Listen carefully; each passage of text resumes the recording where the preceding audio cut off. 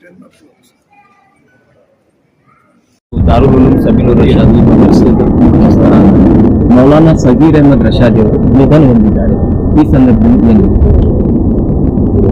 ಮೌಲಾನಾ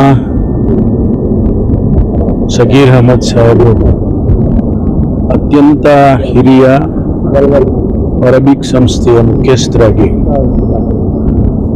ಒಂದು ತತ್ವ ಸಿದ್ಧಾಂತಕ್ಕೆ ಬದ್ಧರಾಗಿ ಅವರು ಸಮುದಾಯದ ಸೇವೆಯನ್ನ ಮಾಡಿದ್ದಾರೆ. ಬಹಳ ಪ್ರಾಮಾಣಿಕವಾಗಿ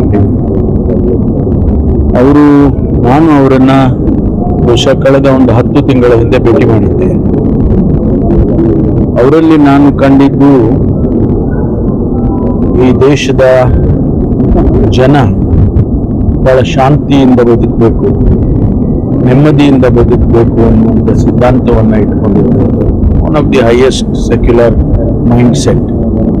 ಹಾಗಾಗಿ ಇವತ್ತು ಅವರನ್ನ ಕಳ್ಕೊಂಡಿರ್ತಕ್ಕಂಥದ್ದು ನಮಗಷ್ಟೇ ಅಲ್ಲ, ಇಡೀ ಸಮುದಾಯಕ್ಕೆ, ಸಮಾಜಕ್ಕೆ ನಷ್ಟ ಆಗಿದೆ ಅಂತ ಹೇಳಿ ನಾನು ಭಾವಿಸ್ತೇನೆ.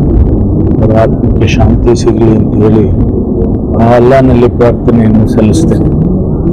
ಯಾಕೆಂದ್ರೆ ಇವತ್ತು ಅಂಥ ಜನ ಮತ್ತೊಬ್ಬರು ಸಿಗೋದಿಲ್ಲ. ಮತ್ತೊಬ್ಬರು ಮೌಲಾನಾ ಸಗೀರ್ ಅಹಮದ್ ಸಾಹೇಬರು ಸಿಕ್ಕೋದಿಲ್ಲ. ಹಾಗಾಗಿ ಅವರ ಸೇವೆಯನ್ನು ಸ್ಮರಿಸ್ಕೊಳ್ಳೋಣ, ಅವರಿಗೆ ಶಾಂತಿ ಸಿಗಲಿ ಆತ್ಮಕ್ಕೆ. ಸಮುದಾಯಕ್ಕೆ ಯಾವುದಾದ್ರು ಸಮಸ್ಯೆ ಬಂದರೆ ಸರ್ಕಾರಕ್ಕೆ ಅಪ್ರೋಚ್ ಮಾಡಿ ಕರೀತಾ ಇದ್ರು.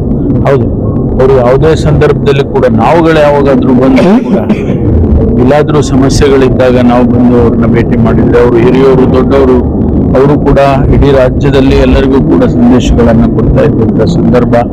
ನಾನು ಕಾಂಗ್ರೆಸ್ ಪಕ್ಷದ ಅಧ್ಯಕ್ಷನಾಗಿದ್ದಂಥ ಸಂದರ್ಭದಲ್ಲಿ ಅವರು ನನಗೆ ಅನೇಕ ಸಂದರ್ಭದಲ್ಲಿ ಸಹಾಯ ಮಾಡಿದ್ದಾರೆ, ಸೂಚನೆ ಕೊಟ್ಟಿದ್ದಾರೆ. ಹಾಗಾಗಿ ನಾನು ಅವರನ್ನು ಸ್ಮರಿಸ್ಕೊಳ್ತೇನೆ.